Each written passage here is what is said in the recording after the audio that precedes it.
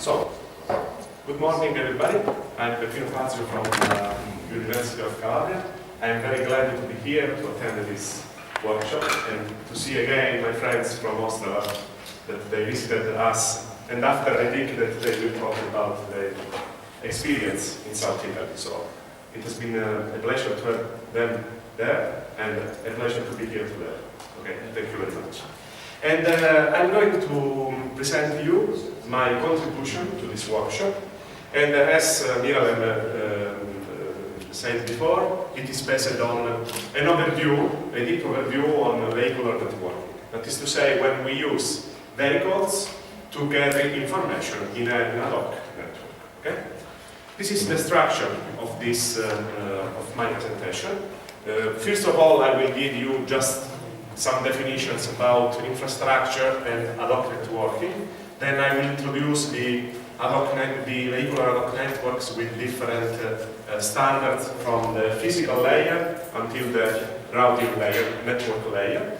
And then I will give some suggestion about routing imbalance. That is to say, when we have to plan a routing protocol that has to deal with the dynamic topology, dynamic vehicles, dynamic network, which is the best protocol that we can choose for obtaining the best results? We will see some suggestions at the end of this presentation, and then I will briefly present my research group, okay? The people with which I spend my work hours, okay?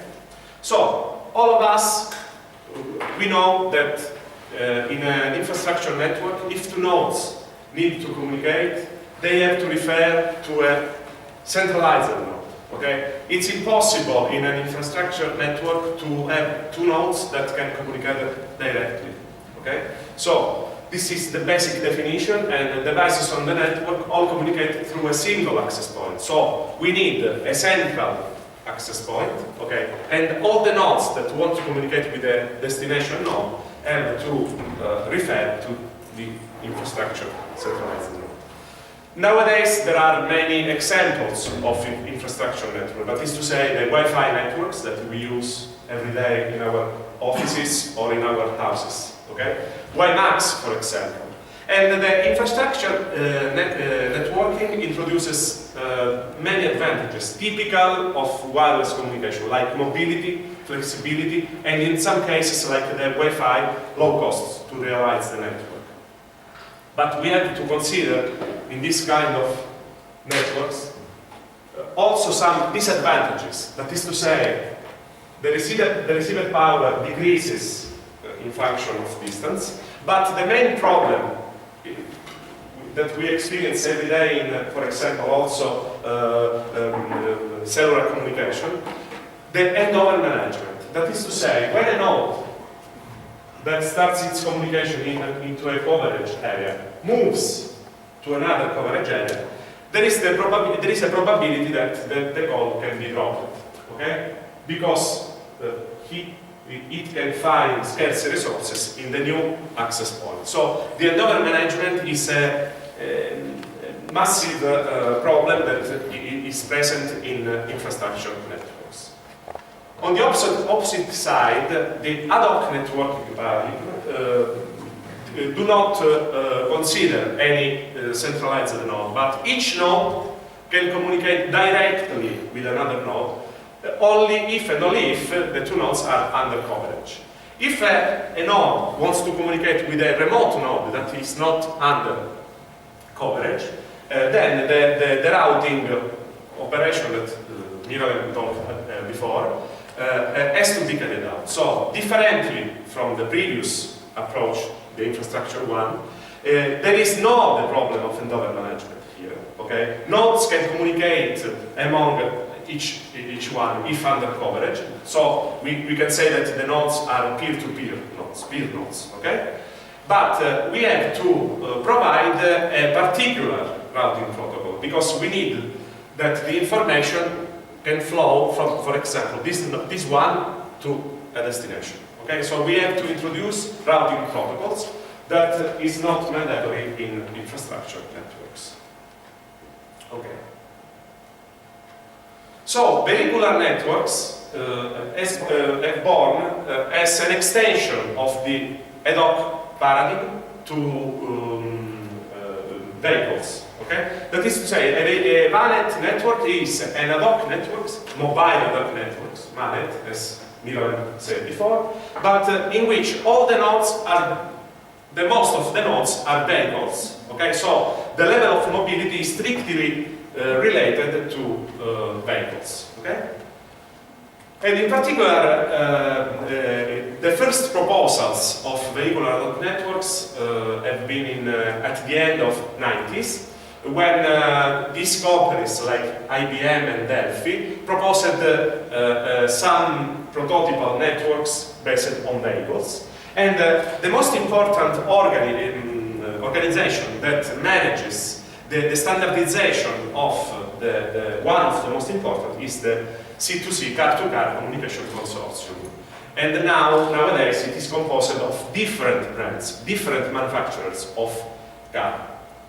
The main scope for the introduction of vehicular networks is the reduction of the accident, and it is provided that before 2020, the number of accidents will be reduced of about 65%.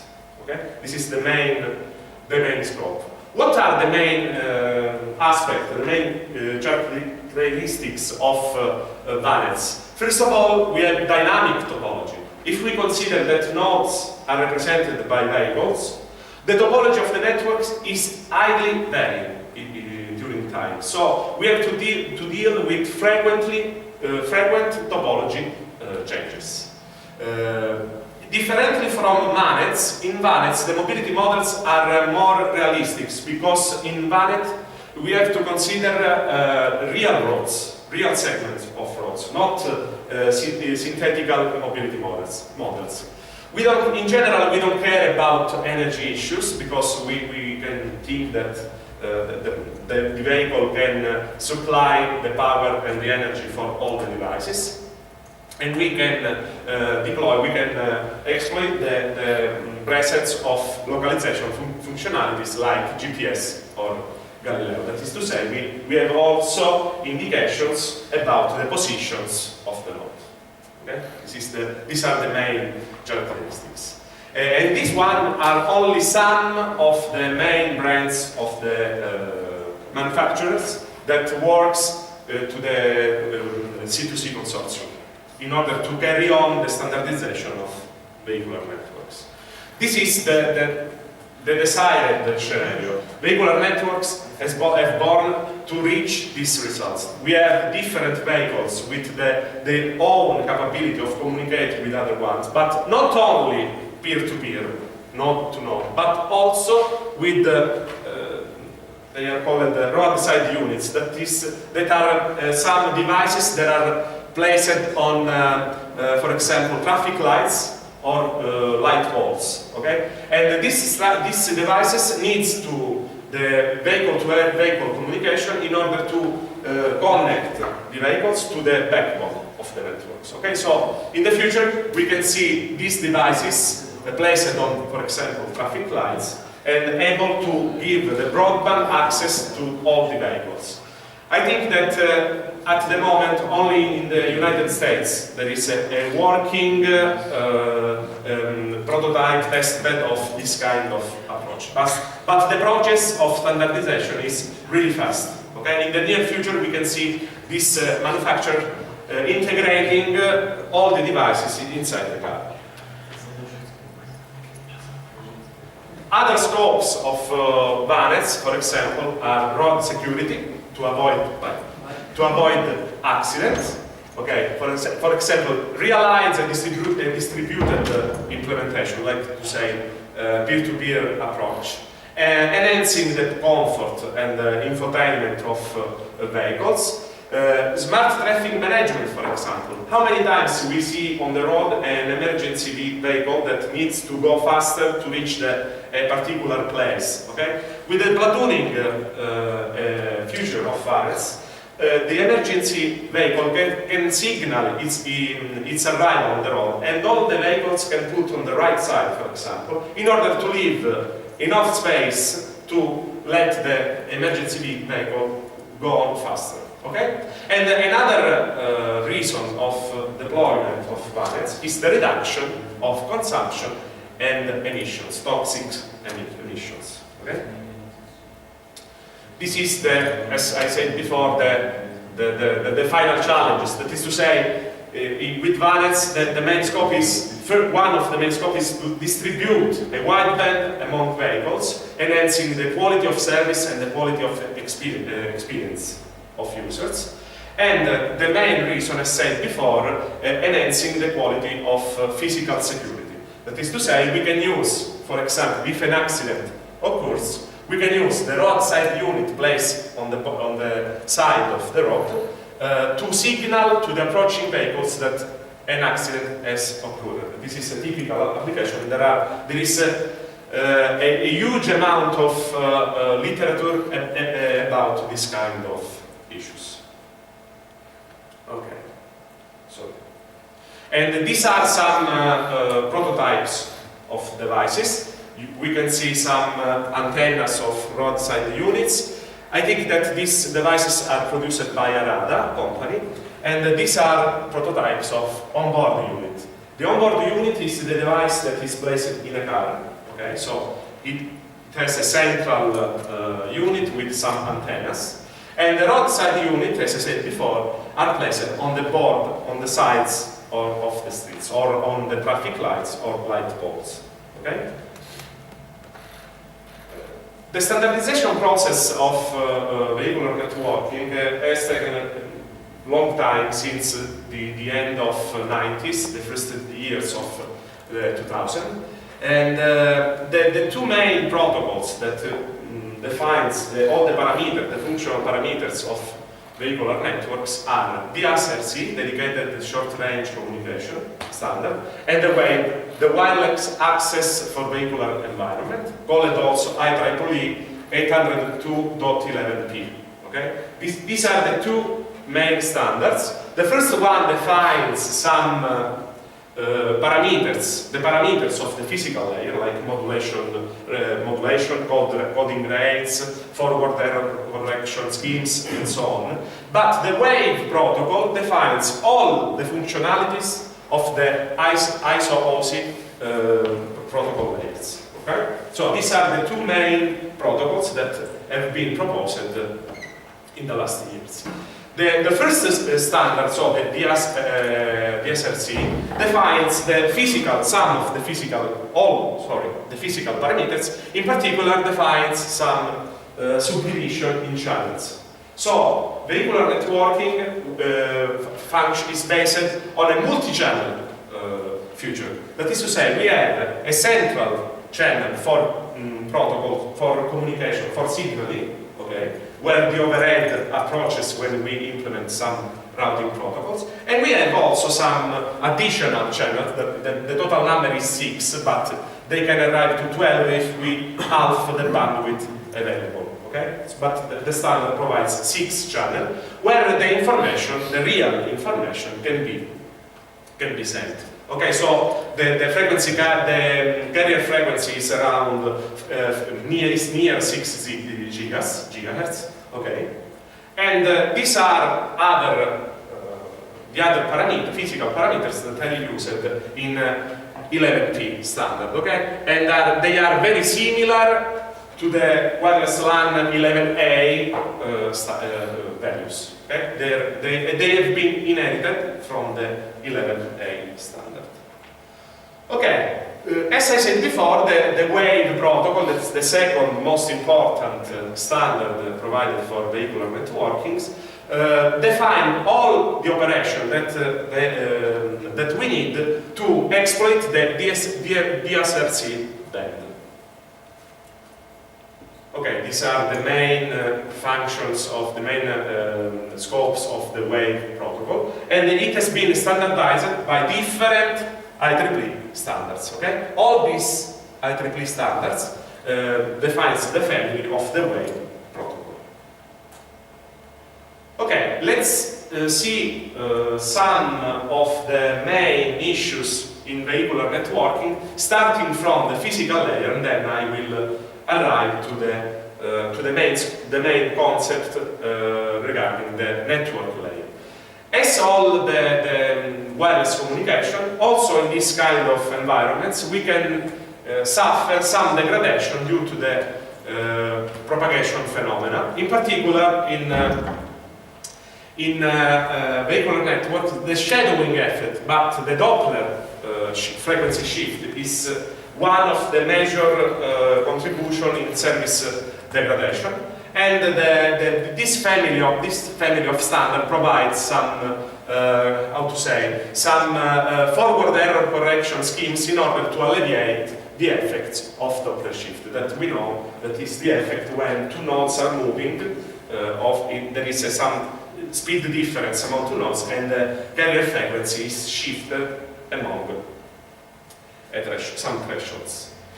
These are the problems related.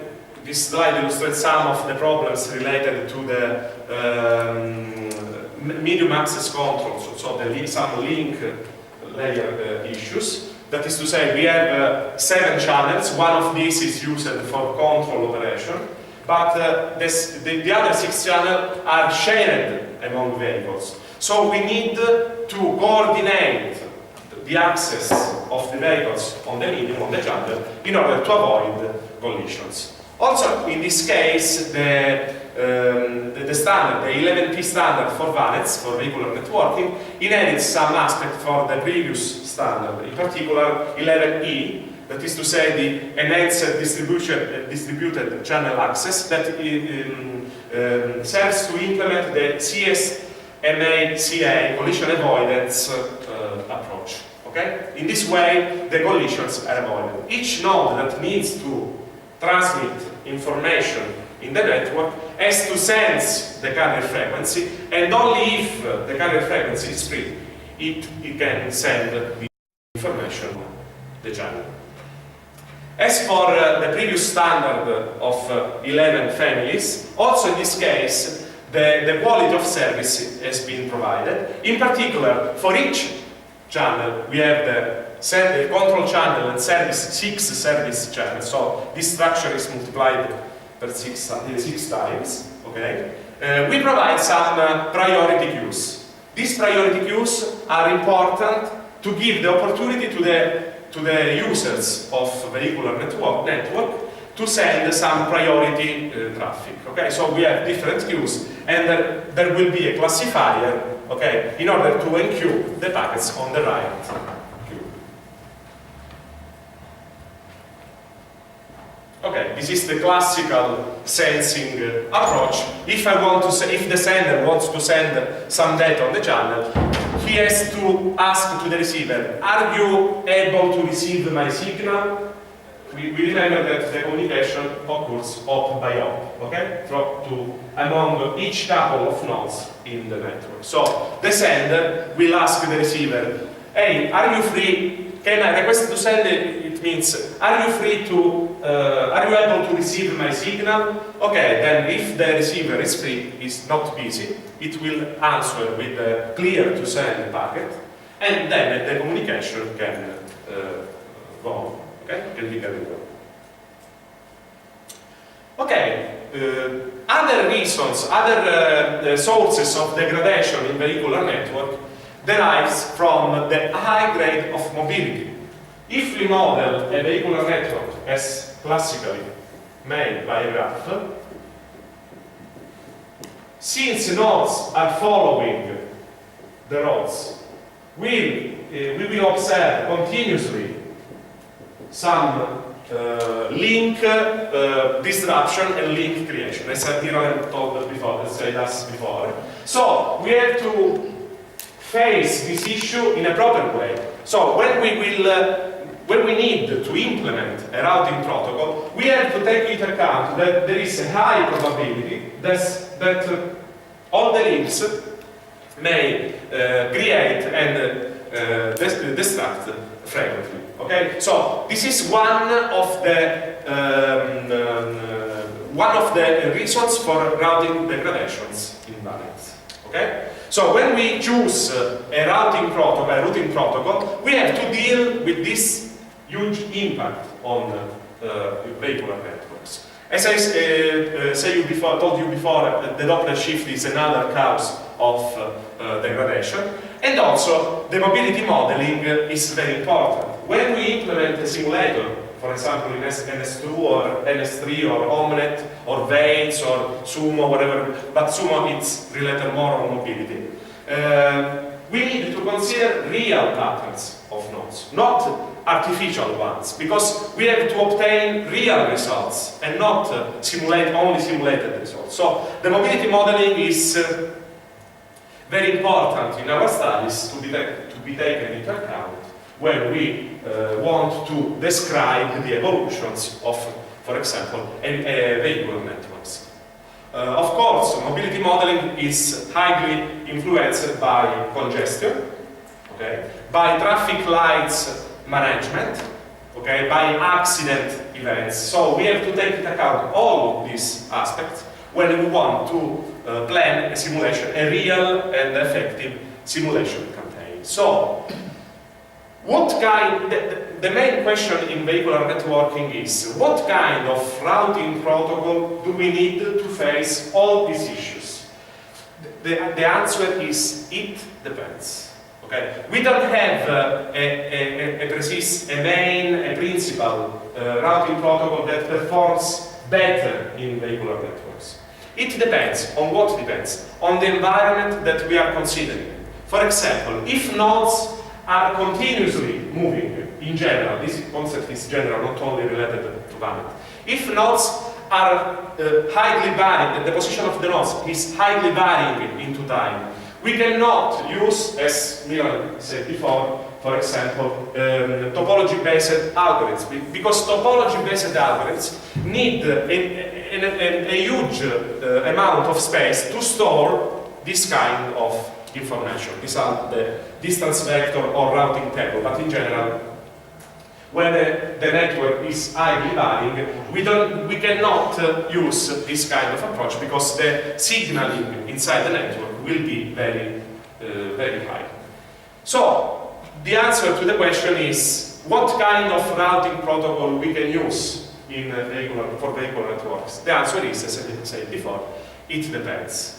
The routing in VANETs can be classified under different point of views.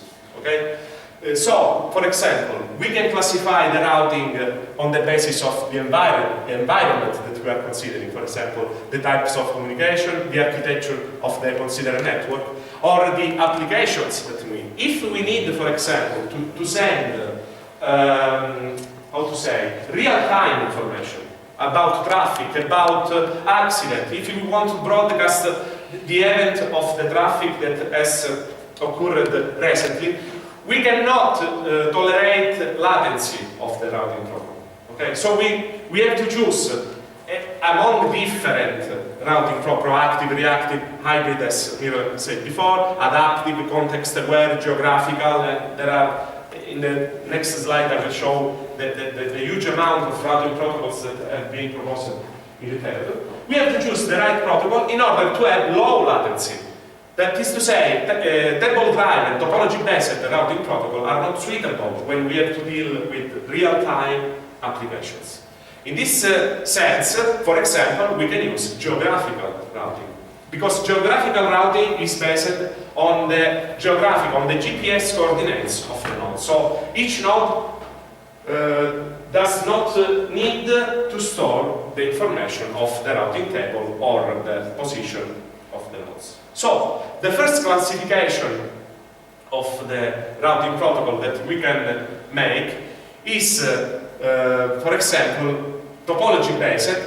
The topology-based family is divided into proactive and reactive. As Mira anticipated me before, this kind of families of protocols differs one from each other on the basis of the behavior that they had when they had to manage routing information. In what sense?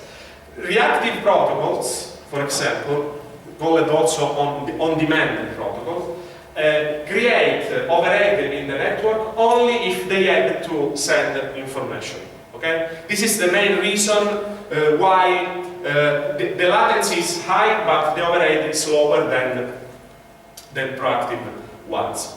While proactive protocols act independently of the events. Okay? For example, there are many periodical protocols that create periodically a signal message in order to exchange updates of the network, also if the topology has not changed.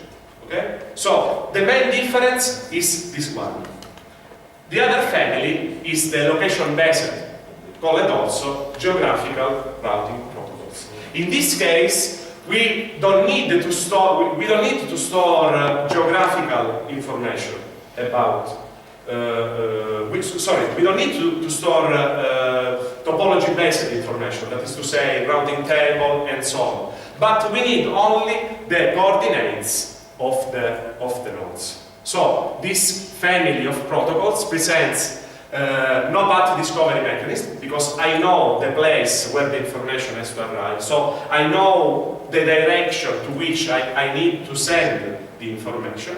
Presents high scalability, because the amount of the data that has to be stored does not depend on the number of nodes. Okay?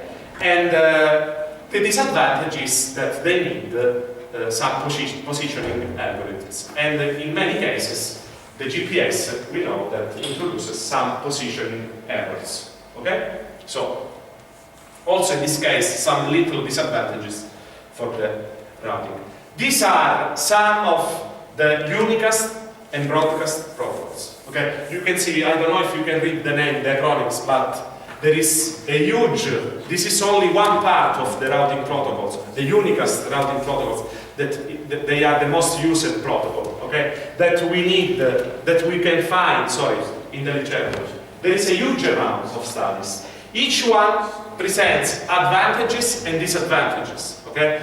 I extracted this table from a work in the literature, an overview on this kind of approach, and at the end of the presentation I can give you the reference for which you can find this classification. So there is a huge amount of effort about routing optimization in vehicular networks, both in unicast and broadcast application.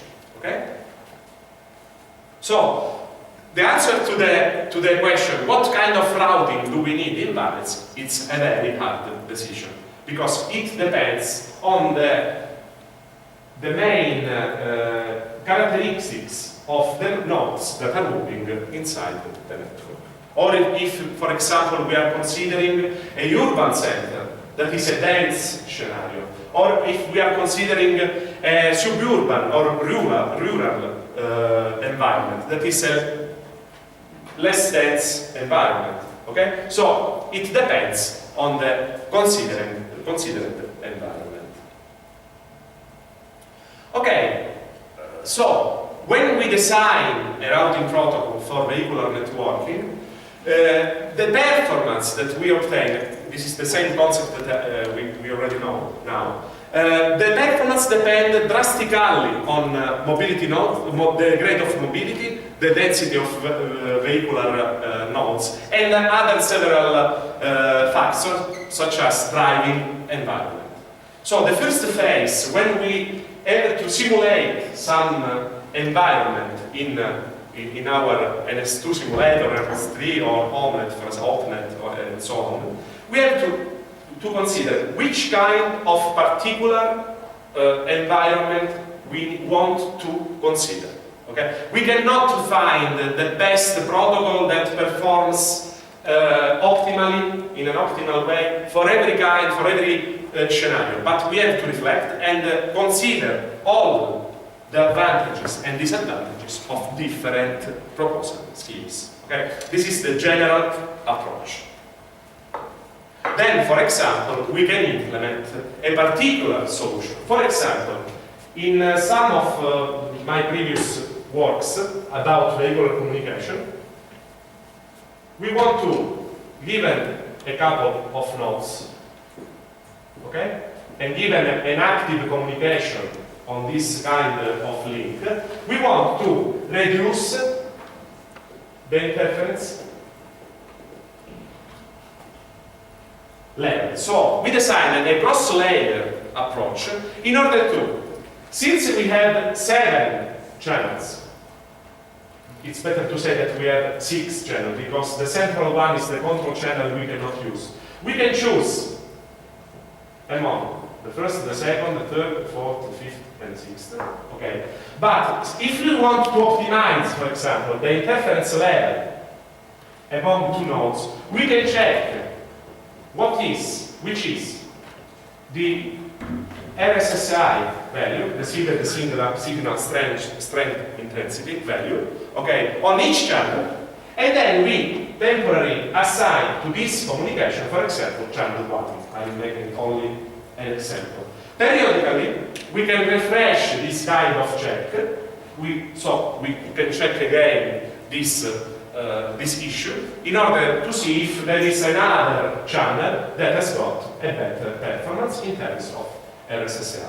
That is a way to reduce the contribution to degradation of the physical layer. Okay, so we implemented a cross-layer communication protocol that is able to choose dynamically the right physical channel on which the information can be sent. Okay, another observation, another analysis that we can do is to consider if we are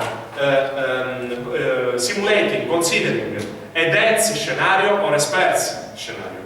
If the scenario is sparse, the scalability problem is not an issue for us. Okay? Because in a dense scenario, the number of nodes is low, and there are many protocols that can be used, also proactive or reactive, okay, that we can use in order to obtain our results. But if the scenario that we are considering is a dense scenario, this kind of approach are not suitable more, okay? Because we have to consider that in a dense scenario there will be a higher number of nodes into the map that we are simulating, and then if we choose a routing protocol that is not scalable, that if we go in the previous slide here, you can see the analysis of the protocols in terms of scalability, okay, and many other factors. So if we can have a selection of the protocols based on this kind of, this is not the only one, but this is one of the tables that we can on which we can base our discussion about routing. Okay, so we can perform better our simulations. Okay. Another issue is latency. Okay. Topology-based protocols, since they have to exchange periodically or on demand a huge amount of overhead information in our networks, increase the latency. In particular, the on-demand protocol that for which the nodes are not signaling anything until they have to send information. Okay. But when they have to send some data on the network, they have to start to send packets in order to find the best path. And this approach is not suitable if we have to send real-time traffic. For the real-time traffic, the on-demand approach is not suitable because you spend many times the main quantity of time in order to build up the paths among source and destination. Okay? This is another. The question is, in my application, I have to send real-time traffic or not? Okay? This is the main question. If we have to deal with hard real-time traffic, the on-demand application cannot be deployed. Another issue is the flooding. Many protocols that are resumed in the table use the flooding to broadcast the information. But flooding causes the so-called broadcast storm. you know flooding, if I have to send the information to all the nodes of the network, okay, and I receive the information on this interface, this is a router for example, I will flood this information by sending it on all the other interface except the one from which I received the information. In this way, I'm trying to be sure that this packet will arrive to all the nodes of the networks. But you know, you can imagine the amount of bandwidth that is wasted when making this kind of operations. Okay? This operation is not suitable. Flooding is not denied, but is not suggested to be used in vehicular networks. At the same, there are many broadcast protocols that have been studied in literature and proposed in literature that can, for example, select, okay, on the basis, for example, of geographical information or on the basis of probability, statistical information. They can choose the right links on which the information can be sent, avoiding to obtain the effect of the broadcast storm. Okay? And for example, one of the solutions able to avoid the broadcast storm are the multicast and geocast protocols.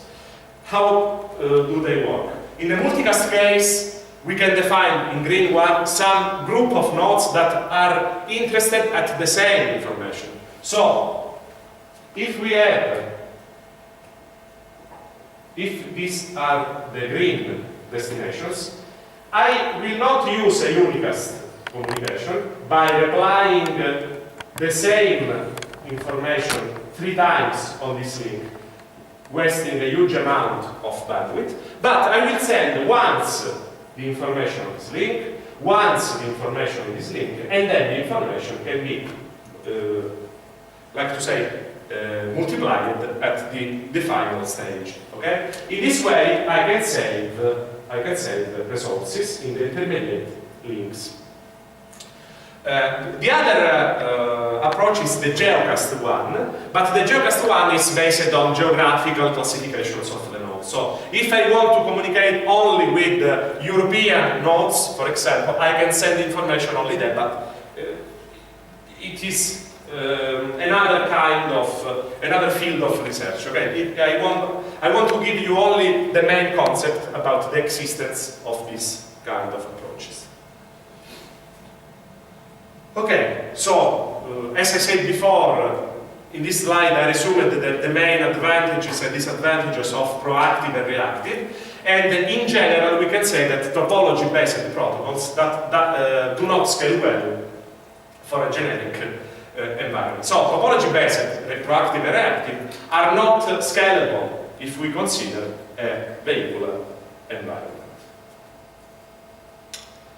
We have also, as I said before, geographical routing, but the advantage of geographical routing is based on the concept that the routing table contains really few information, not comparable with the table-driven or topology-based one.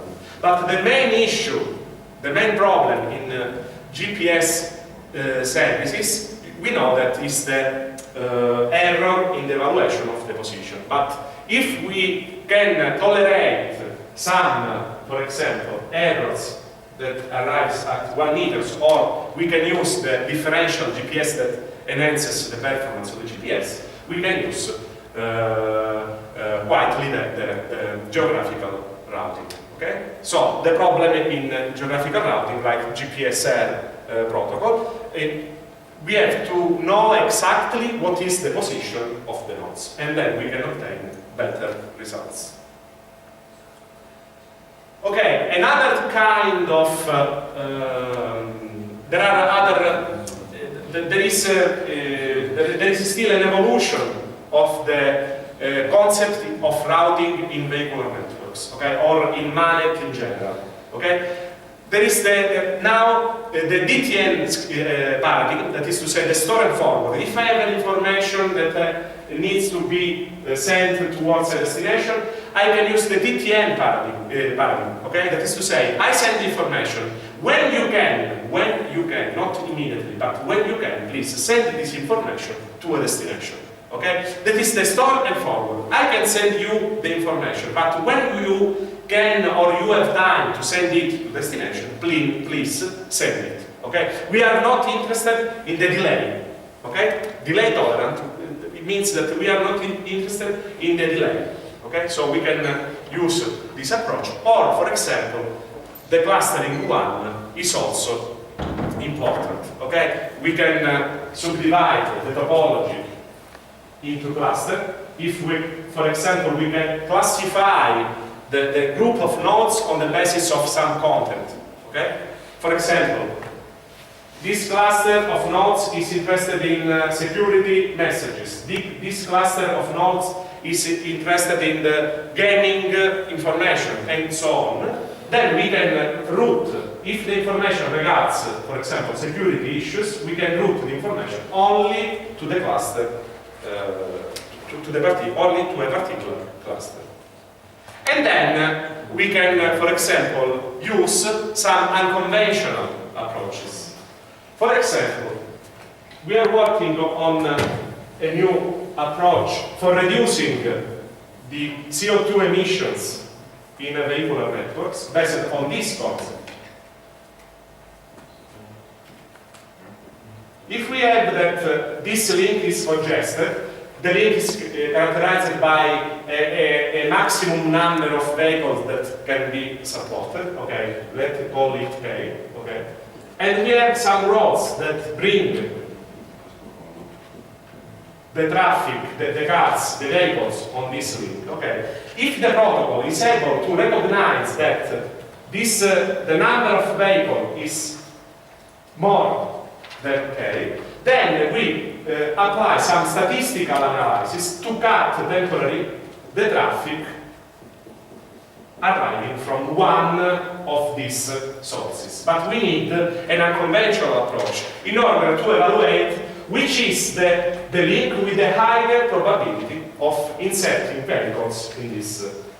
And we can use, for example, simply a statistical approach or Markov chains, neural networks, and so on, in order to solve this problem. We are studying something, and we obtained some results about a good reduction of the total permanence time of the cars inside these congested links, and the reduction of CO2 emissions. So, the main open research topics about vehicular network are the one, these are not all, but the more used, the more studied topics into the literature.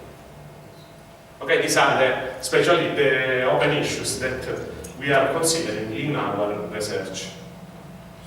Okay, I'm going to finish this presentation with some slides about my university, my department, and the people that Martin, Paul, and Jerry met when they have been there. Okay, so I come from the south part of Italy. Okay, and in particular, I come from Cosenza. This is the city where okay, Cosenza in particular, Rende is the place where, and also Miroslav knows well this place. Okay, and we have okay, beautiful places. I put some pictures for each season, but we have good food too. Okay, this is me with a pig. Okay, so we not only beautiful places, but we have only beautiful food. Okay, I don't know if someone don't eat pig, but I'm sorry, we eat a huge amount of pig meat. Okay, okay, and this is the university. The main campus with the main bridge that interconnects all the cubes of our university. The DIMES is my department, and the faculties are no more available, and now there are only departments in my university. And these are the main members of our group. We have the older one, the oldest one, okay, Professor Marano, that you know. Okay.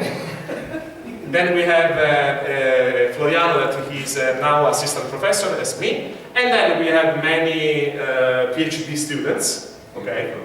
And yeah, of course, also, all on the right side, okay? All on the right side.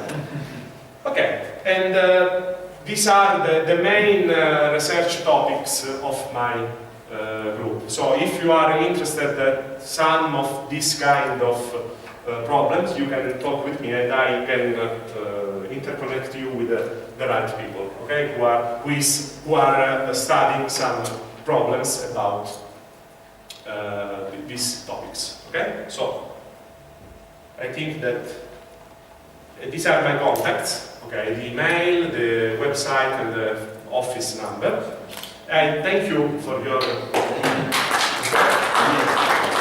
So, okay. I thank you for your attention, and if you got some question now or after, I'm here for you, and we can discuss for hours. Not days, because tomorrow I have to leave, but for hours we can spend a little bit of time together. Great. Thank you very much. Thank to you. Grazie per tutto. Ok, grazie a voi. Grazie a voi. Now, do you have a question? Yeah, If not, I have one. Excuse me, is it possible to apply like compression techniques or some frequency techniques within the data you collected? Sorry, repeat. Yeah. Is it possible to apply a compression technique? Actually, frequency techniques, whatever frequency, is it fusion or some sort Vehicles, of, okay. some sort of compression? For Yeah, you can, in the sense that you... Yeah, it's a sensor that you have been announcing here already. The board is the one that has been invented. Is it possible to apply some compression to reduce the amount of data that has to be transmitted to the outside? Of course. This kind, yeah. Yeah. But I don't know if you refer at data compression from source to destination. Okay, why not? Is it available to be tested within the... Yeah, but the only thing that you... Yeah, it's applicable, but the only thing that you have to verify is the correctness of the... So you have to approach with TCP protocol, because you have to verify that the received information is correct, because you have to decompress at the end the information. But it is feasible. Why not? Yeah, of course. Any other question? Can I? Yeah. I have a question, it's a little bit philosophical maybe.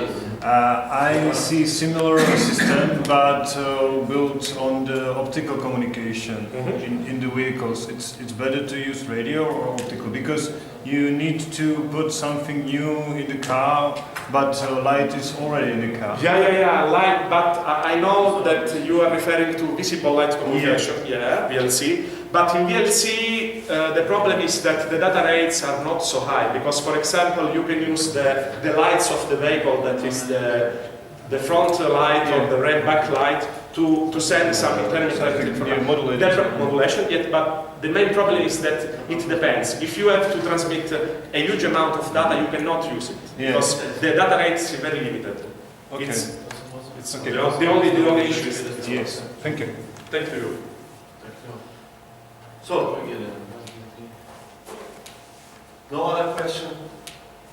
Okay, now we have a longer break, 9 minutes.